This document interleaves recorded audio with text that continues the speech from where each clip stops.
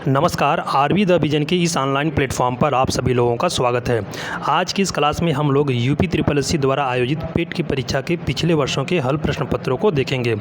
आज के इस वीडियो में हम लोग 2022 में होने वाले 15 अक्टूबर के प्रथम पाली के प्रश्न पत्रों को देखेंगे, जिसमें हम लोग केवल सामान्य अध्ययन के प्रश्नों को देखेंगे। अगर अभी तक आप लोगों ने 2021 के हल प्रश्न पत्र को नहीं देखा है तो आप लोग जाकर प्लेलिस्ट में उसे देख सकते हैं। आइए हम लोग प्रश्नों को देखते हैं। पहला प्रश्न पूछा गया था, पादप कोशिका भित्ति निम्नलिखित में से किससे बनी होती है? ऑप्शन दिया गया है ग्लूकोज, सेलुलोज, सुक्रोज या फिर फ्रक्टोज। तो इसका राइट आंसर क्या हो जाएगा? इसका right answer option number B हो जाएगा, सेलुलोज। देखिए, कोशिका के चारों ओर एक आवरण यानी कवरेज होता है जिसे सेल वाल या सेल मेम्ब्रेन कहते हैं। ठीक है, पादप कोशिका में सेल वाल यानी कोशिका भित्ति उपस्थित होती है, जबकि जंतु कोशिका में कोशिका भित्ति अनुपस्थित होती है। जंतु कोशिका में जो है कि सेल मेम्ब्रेन पाया जाता है। आइए प्रश्न संख्या 2 देखते हैं हम लोग। प्रश्न संख्या 2 में पूछा गया था, निम्नलिखित में से कौन भारत का पड़ोसी देश नहीं है? ऑप्शन दिया गया म्यांमार, चीन, यूएई और मालदीव। तो राइट आंसर क्या हो जाएगा? ये सबको पता है, यूएई भारत का पड़ोसी देश नहीं है। संयुक्त अरब अमीरात की बात करें तो यह एक मध्य पूर्व एशिया में स्थित एक देश है, जिसकी राजधानी क्या है? इसकी राजधानी अबू धाबी है। राजधानी अबू धाबी है। इसकी राजभाषा की बात करें तो इसकी राजभाषा अरबी है, और इसकी मुद्रा की बात करें तो इसकी मुद्रा क्या है? इसकी मुद्रा का नाम है यूएई दिरहम। नाम सुना होगा आप लोगों ने, यूएई दिरहम। आइए प्रश्न संख्या 3 देखते हैं। प्रश्न संख्या 3 में पूछा गया था, अंतर्राष्ट्रीय जैव विविधता दिवस किस तारीख को मनाया जाता है? 1 अप्रैल, 22 मई, 15 दिसंबर या फिर 10 नवंबर। इसका राइट आंसर क्या हो जाएगा? इसका right answer option number B हो जाएगा, 22 मई। 22 मई को प्रत्येक वर्ष अंतर्राष्ट्रीय जैव विविधता दिवस मनाया जाता है। अगर हम लोग 2023 के अंतर्राष्ट्रीय जैव विविधता दिवस के थीम की बात करें, विषय की बात करें, तो विषय था समझौते से कार्रवाई तक जैव विविधता का पुनर्निर्माण। अंग्रेजी में बात करें तो from agreement to action build back diversity. आइए प्रश्न संख्या 4 देखते हैं। अब हम लोग प्रश्न संख्या 4 में पूछा गया था, निम्नलिखित में से कौन सा विश्व का सबसे बड़ा नदी द्वीप है? ऑप्शन दिया गया मानपुरा द्वीप, श्रीरंगम द्वीप, लुलु द्वीप, माजुली द्वीप। देखिए, यह प्रश्न 2021 में भी पूछा गया था, इसलिए आप लोग पिछले वर्षों के हल प्रश्न पत्र को जरूर देखा करिए, जिससे कभी कभी होता क्या है कि आयोग अधिकांश प्रश्न जो है कि पिछले वर्षों के प्रश्न पत्रों से ही उठाकर दे देता है। तो इसका राइट आंसर क्या हो जाएगा? इसका right answer option number D हो जाएगा, माजुली द्वीप। देखो, जो माजुली द्वीप है वो दुनिया का सबसे बड़ा नदी द्वीप है। यह असम राज्य में ब्रह्मपुत्र नदी पर स्थित है। यह द्वीप उत्तर में सुबनसिरी नदी तथा दक्षिण में ब्रह्मपुत्र नदी पर निर्मित है। आइए प्रश्न संख्या हम लोग 5 देखते हैं। प्रश्न संख्या 5 में पूछा गया है, निम्नलिखित में से हंगरी की राष्ट्रीय मुद्रा क्या है? ऑप्शन दिया गया है हंगेरियन फोरिंट, हंगेरियन नाइका, हंगेरियन पाउंड या फिर इनमें से कोई नहीं। तो इसका राइट आंसर क्या हो जाएगा? इसका राइट आंसर ऑप्शन नंबर ई हो जाएगा, हंगेरियन फोरिंट। देखिए, हंगरी एक स्थलरुद्ध देश है, लैंड लॉक्ड देश है। इसकी राजधानी क्या है? इसकी राजधानी बुडापेस्ट है। ये भी आपसे पूछा जा सकता है। जब भी आपसे पड़ोसी देश या फिर अंतर्राष्ट्रीय देश कुछ देश के बारे में पूछा जाता है तो उसकी राजधानी हो गया, मुद्रा हो गया और उसकी राजभाषा हो गई। तो उसके कैपिटल क्या है? बुडापेस्ट है। और इसकी जो राज्य की भाषा वो क्या है? हंगेरियाई है। आइए प्रश्न संख्या हम लोग 6 देखते हैं। प्रश्न संख्या 6 में पूछा गया था, स्वतंत्रता के बाद भाषा के आधार पर बने भारत के पहले राज्य का नाम बताइए। आंध्र प्रदेश, महाराष्ट्र, केरल या फिर गोवा। तो इसका राइट आंसर क्या हो जाएगा? इसका राइट आंसर ऑप्शन नंबर ई हो जाएगा, आंध्र प्रदेश।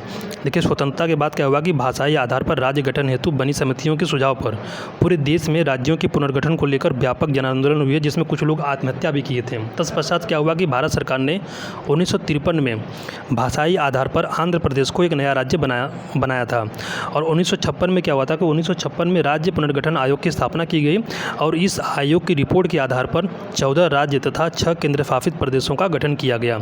वर्तमान में हम लोग अगर राज्यों की बात करें तो कुल राज्य 28 है, 28 राज्य हैं। और यूटी की बात करें यानी कि यूनियन टेरिटरी की बात करें तो कुल कितने? टोटल 8 है। ठीक है, इसको आप लोग को याद रखना है। आइए प्रश्न संख्या हम लोग देखते हैं 7। प्रश्न संख्या 7 में पूछा गया था, लोकसभा में पद धारण करने की न्यूनतम आयु है कितना है? 21 वर्ष, 18 वर्ष, 25 वर्ष या फिर 30 वर्ष। तो राइट आंसर क्या हो जाएगा? राइट आंसर 25 वर्ष हो जाएगा। यहाँ पे किसी स्पेशल पोस्ट के लिए नहीं बात की गई है। तो लोकसभा में कोई भी पद हो, चाहे वो सदस्य क्या हो, एज ए मेंबर हो, चाहे अध्यक्ष हो, चाहे उपाध्यक्ष हो, सभी के लिए जो पद धारण करने की न्यूनतम आयु कितनी होनी चाहिए? वह 25 वर्ष होनी चाहिए। आइए प्रश्न संख्या हम लोग 8 देखते हैं। प्रश्न संख्या 8 में पूछा गया था कि UNFCCC का अर्थ निम्नलिखित में से क्या है? United Nations federation convention on on climate change, United Nations framework convention on climate change, United Nations framework council on climate change या फिर United Nations federation council on climate change. तो इसका राइट आंसर क्या हो जाएगा? इसका right answer option number B हो जाएगा, United Nations framework convention on climate change. अगर हम लोग से स्थापना की बात करें तो 1992 में 1992 में एक संधि हुई थी और इस संधि के द्वारा क्या हुआ था कि यह संधि हुई थी और बाद में 1994 में यह संधि लागू कर दी गई थी और इस संधि के द्वारा इसको भी लागू कर दिया गया था।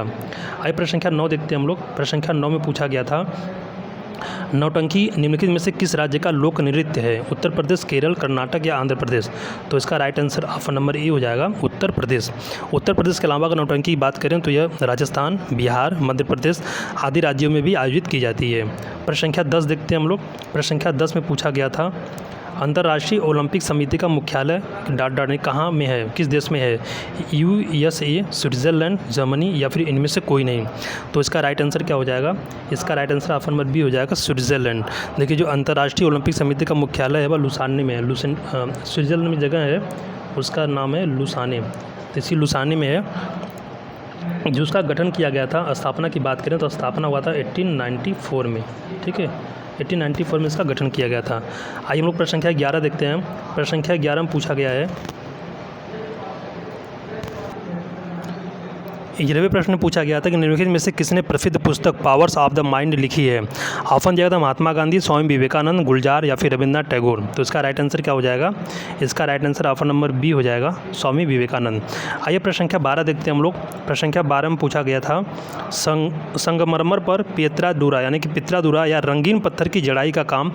के समय में बहुत लोकप्रिय हुआ, यानी किसके समय में बहुत लोकप्रिय हुआ? अकबर, शाहजहां, औरंगजेब या फिर इनमें से कोई नहीं? तो इसका राइट आंसर क्या हो जाएगा? इसका right answer option number B हो जाएगा, शाहजहां।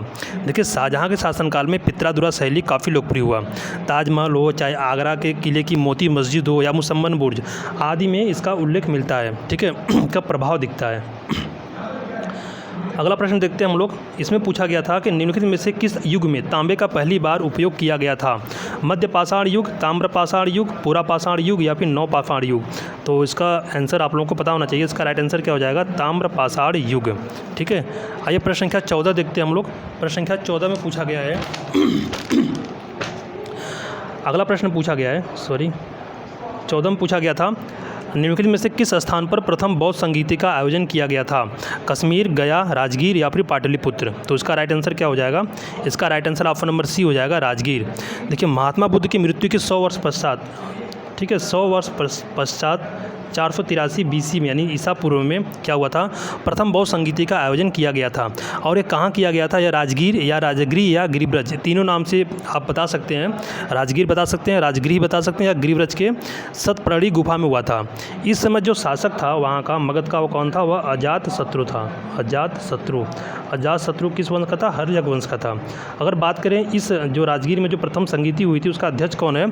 तो उसका अध्यक्ष था महाकश्यप। कौन है? महाकश्यप, ठीक है। आइए अगला प्रश्न देखते हैं। प्रश्न संख्या 15। प्रश्न संख्या 15 में पूछा गया है, निम्नलिखित में से कौन वह व्यक्ति है जिनका नाम देवानामप्रिय प्रियदर्शी भी था?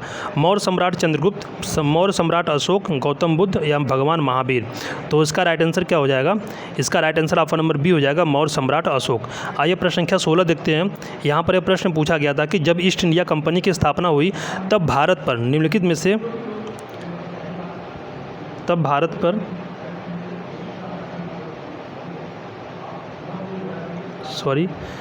नहीं इसमें क्या सब खुल गया। जब ईस्ट इंडिया कंपनी की स्थापना हुई तब भारत पर निम्नलिखित में से किसका शासन था? गुप्त सम्राट, मौर्य सम्राट, मुगल सम्राट या फिर शुंग सम्राट? तो राइट आंसर क्या हो जाएगा? राइट आंसर हो जाएगा ऑप्शन नंबर सी, मुगल सम्राट। ऑप्शन नंबर सी, मुगल सम्राट। देखिए ईस्ट इंडिया कंपनी की स्थापना हुई थी 31 दिसंबर 1600 में, ठीक है।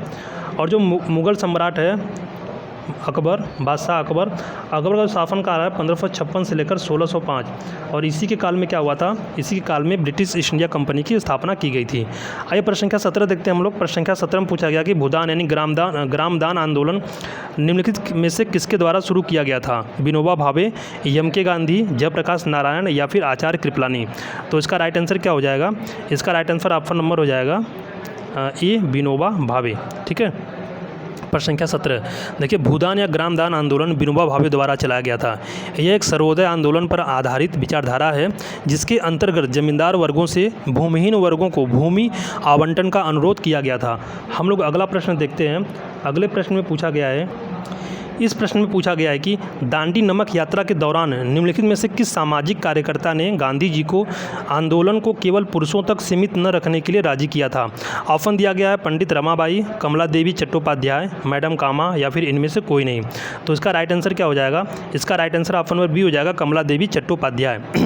देखिए, दांडी मार्च जो शुरू हुआ था गांधी जी द्वारा और सविनय अवज्ञा आंदोलन के पूर्व जो कि 12 मार्च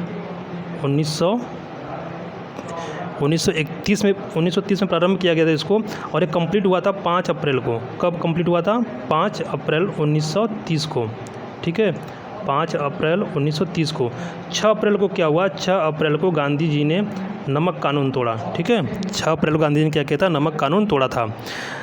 अब आइए हम लोग प्रश्न संख्या 19 देखते हैं। प्रश्न संख्या 19 में पूछा गया था, राष्ट्रवाद की पहली स्पष्ट अभिव्यक्ति निम्नलिखित में से किस क्रांति के साथ हुई? औद्योगिक क्रांति, अमेरिकी क्रांति, रूसी क्रांति या फिर फ्रांसीसी क्रांति?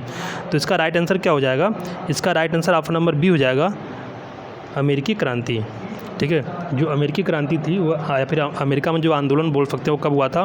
वो हुआ था 4 जुलाई 1776 में। कब हुआ था? 4 जुलाई 1776। आइए प्रश्न संख्या 20 देखते हैं हम लोग। प्रश्न संख्या 20 में पूछा गया था, सरकार के निम्नलिखित में से किस अधिनियम के कारण बम्बई से सिंध प्रांत का निर्माण हुआ? भारतीय स्वतंत्रता अधिनियम 1947, वेबल योजना, क्रिप्स मिशन या फिर भारत सरकार अधिनियम 1935? तो इसका right answer option number D हो जाएगा, भारत सरकार अधिनियम 1935। इसके अंतर्गत क्या किया गया था? इसके अंतर्गत बम्बई से सिंध प्रांत को अलग करके एक नया प्रांत बना दिया गया था। आइए प्रश्न संख्या 21 देखते हैं हम लोग। प्रश्न संख्या 21 में पूछा गया था, प्रसिद्ध युद्ध का नारा चलो दिल्ली या दिल्ली चलो किसने दिया था? लाला लाजपत राय, सुभाष चंद्र बोस, भगत सिंह या फिर चंद्रशेखर आज़ाद? तो इसका राइट आंसर क्या हो जाएगा? इसका right answer option number B हो जाएगा, सुभाष चंद्र बोस। सुभाष चंद्र बोस ने प्रसिद्ध नारा दिल्ली या दिल्ली चलो का नारा दिया था। इसके अलावा इन्होंने तुम मुझे खून दो मैं तुम्हें आज़ादी दूंगा का भी नारा दिया था। सुभाष चंद्र बोस ने ही पहली बार गांधी जी को क्या कहा था? गांधी जी को उन्होंने राष्ट्रपिता कहा था। अगर आपसे प्रश्न पूछा जाता है गांधी जी को राष्ट्रपिता सबसे पहली बार किसने कहा था, तो कौन कहा था? सुभाष चंद्र बोस। गांधी जी को सबसे पहली बार महात्मा किसने कहा था? तो हो जाएंगे आर्यन टैगोर, रविंद्रनाथ टैगोर। ठीक है, आइए प्रश्न संख्या 22 देखते हैं हम लोग। प्रश्न संख्या 22 में पूछा गया था, निम्नलिखित में से कौन जनसंख्या वितरण को प्रभावित करने वाला आर्थिक कारक नहीं है? शहरीकरण, खनिज, औद्योगिकरण या फिर पानी की उपलब्धता? तो इसका राइट आंसर क्या हो जाएगा? इसका right answer option number D हो जाएगा, पानी की उपलब्धता। यह क्या है? प्रश्न पूछा है कि कौन जनसंख्या वितरण को प्रभावित करने वाला आर्थिक कारक नहीं है। अब आइए हम लोग प्रश्न संख्या 23 देखते हैं। प्रश्न संख्या 23 में पूछा गया था, विश्व की सबसे ऊंची चोटी माउंट एवरेस्ट किसके बीच स्थित है? ऑप्शन दिया गया भारत और नेपाल, भारत और भूटान, नेपाल और तिब्बत या फिर इनमें से कोई नहीं। तो इसका राइट आंसर क्या हो जाएगा? इसका राइट आंसर हो जाएगा ऑप्शन नंबर सी, नेपाल और तिब्बत। ठीक है, देखिए अभी हाल ही में 2020 में क्या हुआ? 2020 में नेपाल और चीन ने दोनों ने आधिकारिक रूप से जो इसकी एवरेस्ट की जो ऊंची चोटी है माउंट एवरेस्ट, इसकी जो ऊंचाई बताई है मैक्सिमम कितना बताया? 8,848.86 मीटर, दशमलव हो जाएगा। ठीक है, 0.86 मीटर। ठीक, आइए प्रश्न संख्या 24 देखते हैं हम लोग। प्रश्न संख्या 24 में पूछा गया था, निम्नलिखित में से भारत में अक्टूबर की गर्मी का मुख्य कारण क्या है? भारत में गंगा के मैदानी इलाकों में अल्प दाब तंत्र, उच्च आर्द्रता से जुड़ा उच्च तापमान, निम्न वेग हवाएं या फिर गर्म और शुष्क मौसम? तो इसका राइट आंसर क्या हो जाएगा? इसका right answer option number B हो जाएगा, उच्च आर्द्रता से जुड़ा उच्च तापमान। देखिए उच्च तापमान एवं आर्द्रता के कारण क्या होता है कि दिन के समय मौसम आसानी हो जाता है, इसे ही अक्टूबर की गर्मी कहा जाता है। प्रश्न संख्या 25 देखते हैं हम लोग। प्रश्न संख्या 25 में पूछा गया था, भारतीय मानक समय ग्रीनविच माध्य समय GMT से कितने घंटे आगे है?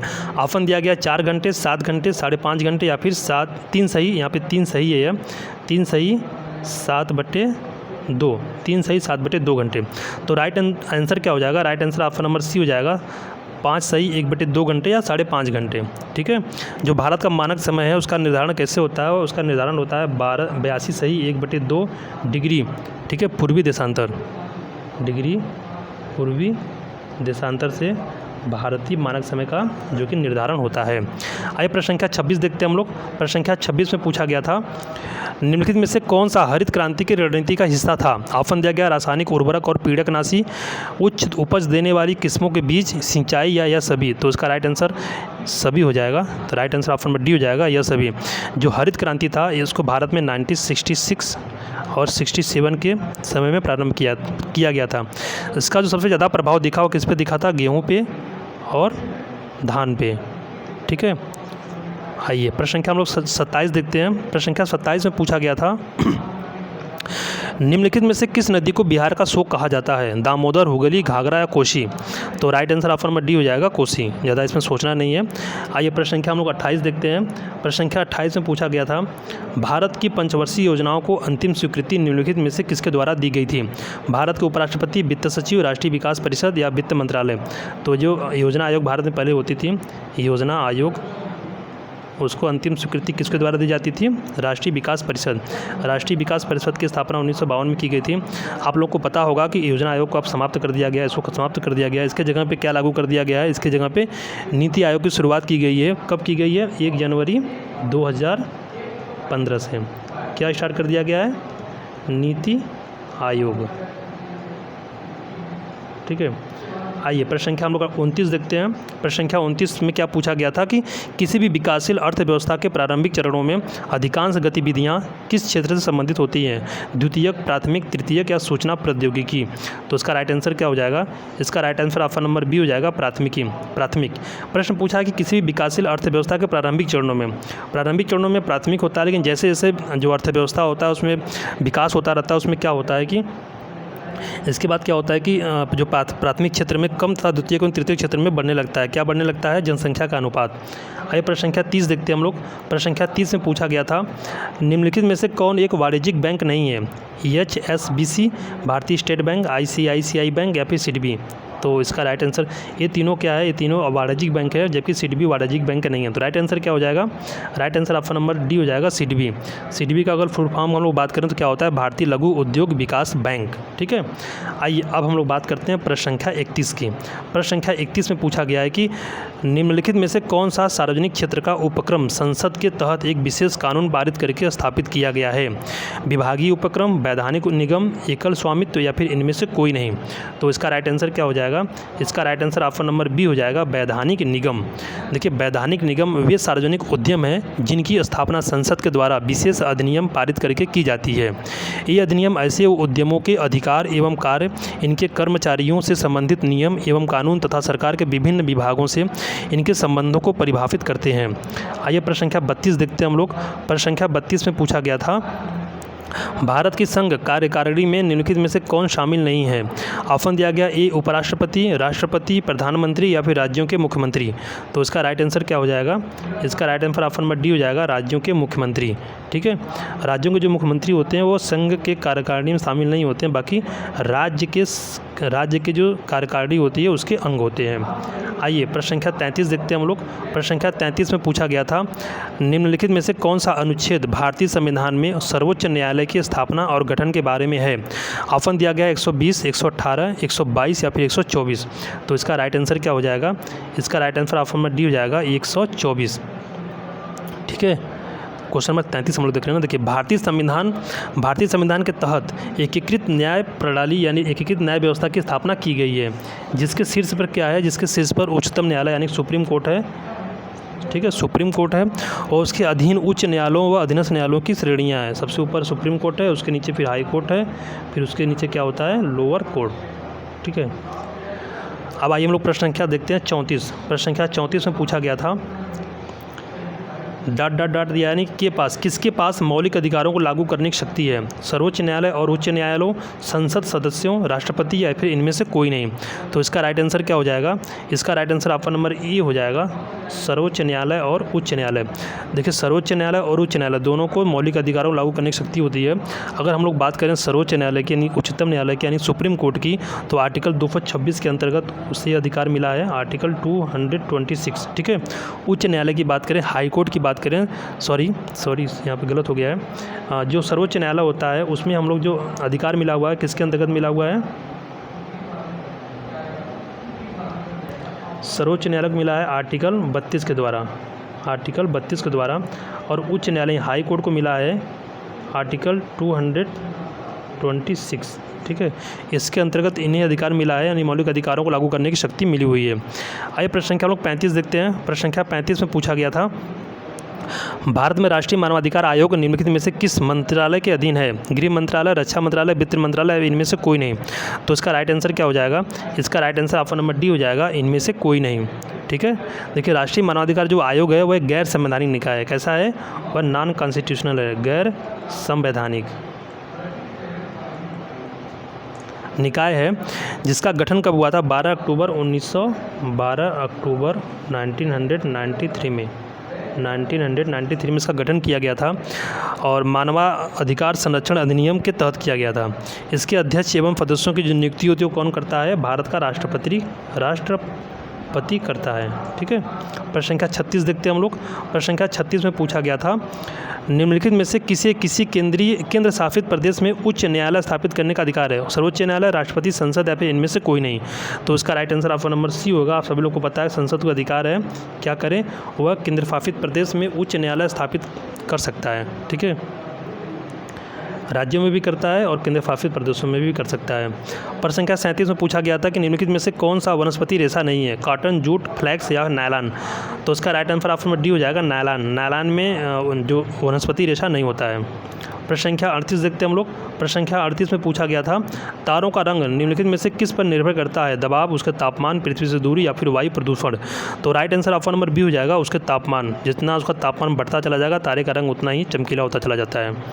आइए प्रश्न संख्या 39 देखते हैं। 39 में पूछा गया था, निम्नलिखित में से कौन सी गैस ग्लोबल वार्मिंग के लिए जिम्मेदार है? संपीड़ित प्राकृतिक गैस यानी कि compressed natural gas, greenhouse gas, piped प्राकृतिक गैस या फिर ऑक्सीजन।